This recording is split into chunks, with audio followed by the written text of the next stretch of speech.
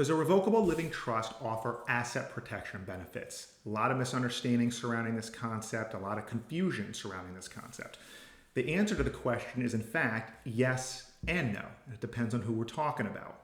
For your heirs, for your beneficiaries who are receiving assets or benefiting from assets in your revocable living trust after you pass away, the answer is yes. If the trust is drafted properly, your heirs can benefit from asset protection components of a revocable trust. But that's only after you're gone. While you are alive and are a trustee and a beneficiary, typically, of a revocable living trust that you create, it offers zero asset protection benefits. That's from creditors, that's from Medicaid. We do a lot of Medicaid planning in our office. A revocable living trust is just as good as having the asset in your name individually. There's really no difference from a legal standpoint.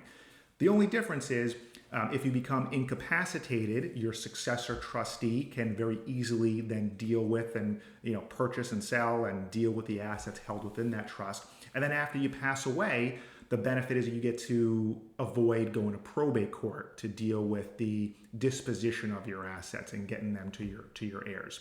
But as far as while you are alive, assets that are held within your revocable living trust are no better or worse off from an asset protection perspective than if they were in your name individually. So for example, your homestead, that's creditor protected, whether it's in your name or whether it's in a revocable living trust. Your bank account is not protected at all.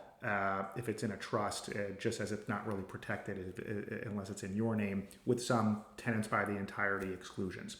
So if you want to learn more about asset protection, we're then, instead of in the revocable living trust world, we're instead now going to jump into the irrevocable trust world, or sometimes we call it a 5-year irrevocable Medicaid trust or a Medicaid asset protection trust. And I'll link to a video where I discuss that concept in more detail.